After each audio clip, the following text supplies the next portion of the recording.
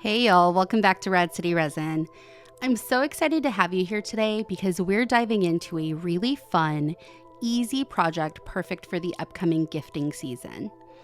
I've been thinking about sculpture lately, and I wanted to try my hand at creating some textured pieces that channel that gorgeous vintage bas-relief vibe.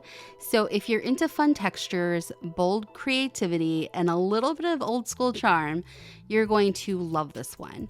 Hit those like and subscribe buttons, and let's jump right in. So first, I mixed together some silicone mold putty.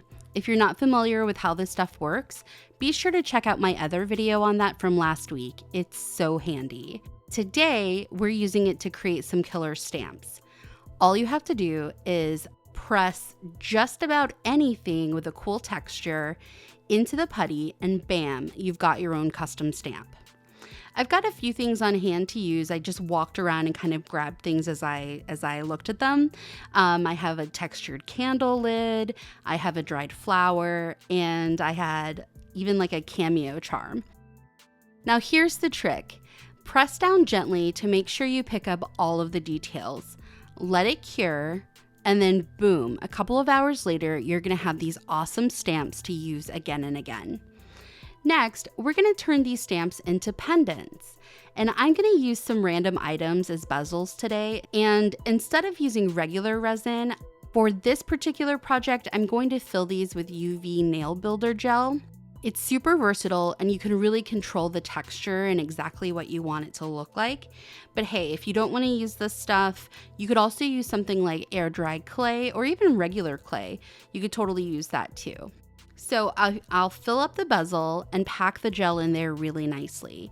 You want to make sure that you get a little extra gel above the bezel so that the textures are really nice and sharp when you apply the stamp. Now here comes the fun part, picking out which stamp to use, or should I say the impossible part. So I gently pressed it into the gel, then peeled it off. If you don't like how it looks, or if you want to reorient the design, simply use your finger to smooth out the gel and then try again. Pop it under a UV light to cure, and just like that, about 45 seconds later, you have instant textured beauty.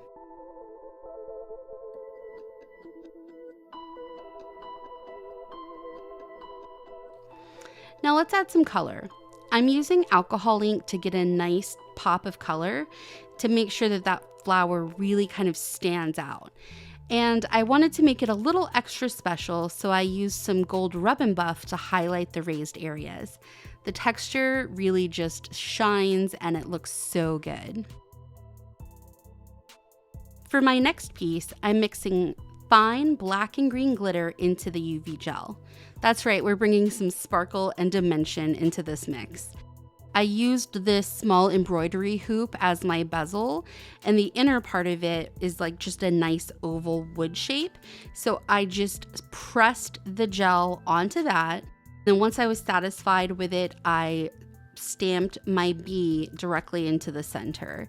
There was a little bit of texture around the bee, so I just smoothed that out with my finger. And then I let that sit for just a minute so that the gel would get nice and shiny again. If you just kind of leave it alone, any fingerprints or things like that that it picked up will just melt away. Once I was happy, I cured it under the UV light. And look at that, perfect bee detail, just waiting to be highlighted. Speaking of highlighting, I'm adding more rub and buff to give the bee its unique antique charm. Isn't it so satisfying when a piece goes from okay to wow with just a little bit of a finishing touch? That's my favorite part. For my last couple of pieces, I'm using a chain link and a broken earring because why not upcycle if you can? And I filled them with the gel, pressed in another silicone stamp onto each, and then cured them both. And honestly, I kind of love how these look with just the texture. It's like a frosted glass sculpture almost. It's really cool. But you know me, I couldn't leave them plain. So I'm going for a metal look here. So I added black rub and buff to each pendant. And then to give it sort of an industrial vintage feel, once that dried, I used some silver mica powder to highlight the raised details. I love it. It literally looks like a piece of metal, and it turned out perfectly. And it's nice and lightweight.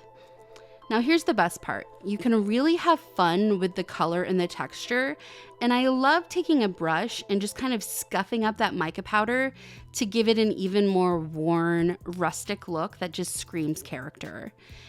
And there you have it, folks. 4 totally unique pendants.